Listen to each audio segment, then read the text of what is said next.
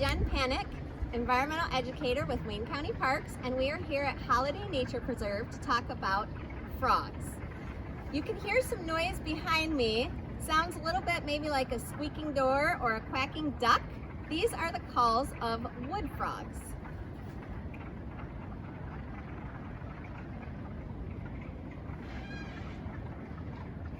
That one's a tree.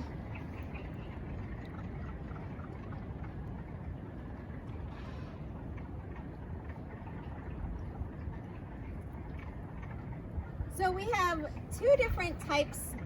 we have many different species of frogs, but we have two different types. We have the frogs that live in the water year-round, like green frogs and bullfrogs. They find permanent water like lakes, big wetlands, rivers, and they stay in it year-round. And then we have other frogs that look for habitats called vernal wetlands. These are wetlands that have water in them for part of the year, and then they dry up. So in late winter, they'll usually start filling up with water when you have snow melting and early spring rains.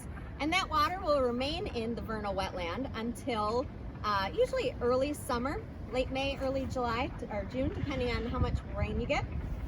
I'm standing in a vernal wetland right now. And the frogs that you tend to hear in a vernal wetland are the wood frogs, also western chorus frogs, spring peepers, American toads, and leopard frogs. Those are the ones that we have here in southeastern Michigan that you'll hear calling between usually late March through kind of late April, early May. And what they do is they will come to these vernal wetlands, they'll lay their eggs, and the adults will leave. They'll go off into adjoining forests, meadows, grasslands, even your backyard or garden. And the eggs will be on their own. They'll hatch. You'll have little tadpoles in here. They develop pretty quickly. In a couple of months, the tadpoles have their legs and their lungs, and they're able to leave the water, which is perfect timing because the wetland at that point starts to dry up. So that one right there is a spring peeper. That little peep, peep, peep, spring peeper. So the wetland will dry up and the adults leave, and then these juvenile frogs will go into those habitats as well. So then they'll live out their lives and they'll return only the next year to the vernal wetland again when it has water so that they can lay their eggs. So first of all, let's talk about why frogs are calling.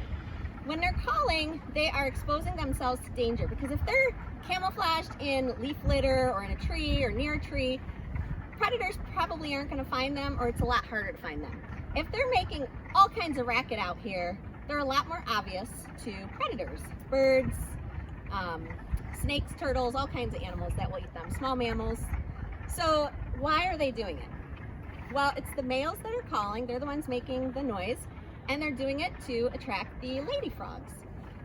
So the way they're doing this is interesting because the frogs have lungs, they have vocal cords like we do, and they also have a vocal sac. So what they do is they breathe in, they take a breath in and they close their nostrils, and when they do that, the air then they push between their lungs and their vocal sac. And as they do that, it goes over their vocal cords and makes that noise. It vibrates the air over their vocal cords and it makes this noise. So they do that, and each type of frog has its own call. So you can recognize which species it is by the type of call that it's making. So this is really interesting. When it's really peak season, it's very entertaining because they are competing with each other. They're not only calling, there can actually be little wrestling matches. The male frogs can wrestle with each other. I've seen balls of frogs joining up and ganging up on each other. Sometimes one male will grab onto another male, and that second male will make a call, an alarm call saying, "I'm not a female, go away, let me go." Sometimes they'll kick each other. It can be very entertaining if you ever get a chance to check it out. Late March to late April is the best time in a vernal wetland. Frogs are really important. They're considered bioindicator species, and the reason is because they have that dual life. They spend part of their time in the water and part of their time on land. So they're experiencing all kinds of environments.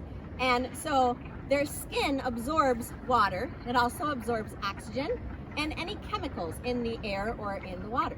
So if you have really healthy populations of frogs, then it's probably a good sign that your ecosystem is healthy. If you have a pond that seems like there should be a good frog population, but there's not a lot of frogs there, or there are a few and they have maybe deformities or something like that, then it's time to take a better look at the ecosystem and see how healthy that air and water is. So frogs are not only very entertaining, but also very important species as indicators as well as predators and prey. They eat mosquitoes. So what more can you ask for? Thanks for getting froggy with us today. Happy Earth Day, and we'll see you next time.